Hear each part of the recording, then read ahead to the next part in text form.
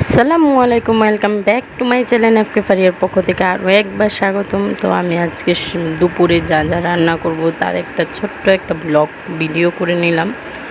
তো আশা করি সবাই খুব ভালো আছেন।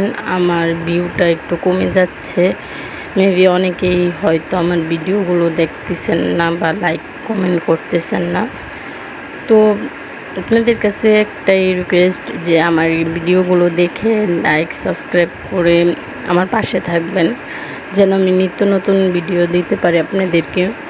তো আজকে দুপুরের জন্য আমি রান্না করে নিয়েছিলাম এখানে রুই মাছ, পুঁই শাক দিয়ে রুই মাছ রান্না করে নিয়েছিলাম। আর এখানে ডাল ভুনা করব, সেটার জন্য ডালের মধ্যে আগে থেকেই সব ধরনের মশলা দিয়ে আমি ডালটাকে ভালো করে কষিয়ে নিতেছিলাম।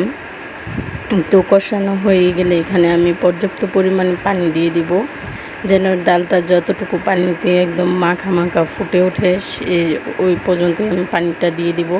তো ডালটা কিন্তু সিদ্ধ হয়ে আসছে, এই যে একদম পারফেক্টলি সিদ্ধ হয়েছে। তারপরে আমি আরেকটু সিদ্ধ করে নিতেছিলাম।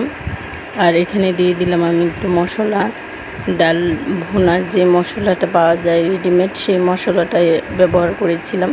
আর এখানে আমি ভর্তা করব, তো এখানে অর্ধেক বোম্বাই মরিচ দিয়ে দিলাম আর 3টা দিয়ে দিয়েছিলাম কাঁচামরিচ। আর কাঁচামরিচগুলো আমার ডিপে ছিল, সেটার জন্য একটু বরফ হয়ে আসছিল। তো এখানে পেঁয়াজ আর রসুন। তো বোম্বাই মরিচটা দেওয়ার কারণ একটাই, যে প্রচুর পরিমাণ ঝাল খাইতে চাইতেছিলাম, সেটার জন্য। আর অর্ধেক ছিল কালকে চটপটি বানানোর সময় 2টা মরিচ ব্যবহার করেছিলাম, আর এই অর্ধেকটাই শুধু ছিল। তো যখন অনেকটাই ভাজা ভাজা হয়ে আসবে তখন আমি 4টা চাপা শুটকি দিয়ে দিলাম।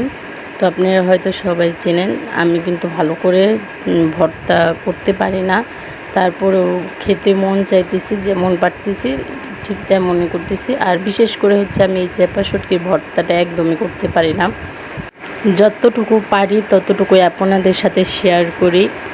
তো ভালো লাগলে অবশ্যই লাইক কমেন্ট সাবস্ক্রাইব করবেন। তো আমি এখানে বোম্বাই মরিচ আর এগুলোর বটাগুলো ফালিয়ে ভালো করে কষিয়ে নিতেছি। আর একটা মরিচ কিন্তু আমি তুলে ফেলেছি, কারণ বোম্বাই মরিচটা প্রচণ্ড ঝাল, তার জন্য আমি একটা মরিচটা সরিয়ে নিলাম। সরিয়ে নিয়ে কিন্তু ভর্তাটা বানাচ্ছিলাম।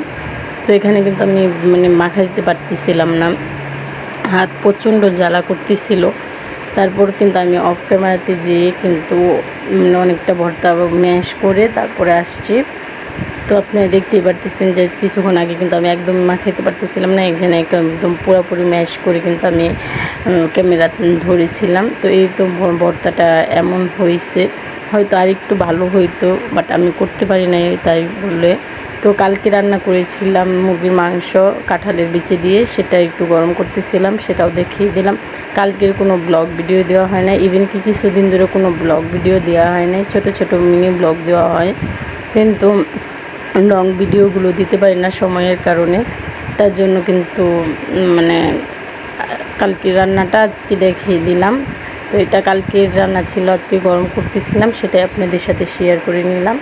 আর ছিল লতি দিয়ে চিংড়ি মাছের তরকারি, সেটাও কালকের ছিল, তাই এটাও শেয়ার করে দিলাম।